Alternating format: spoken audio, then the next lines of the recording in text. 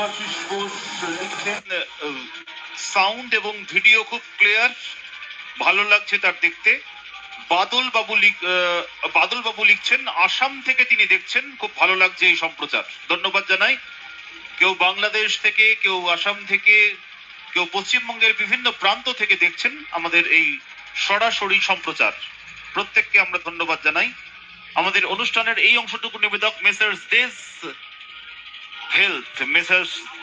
Health আমাদের সরাসরি সম্প্রচারের এই অংশটুকু নিবেদন করছেন মেসার্স দেশ হেলথ।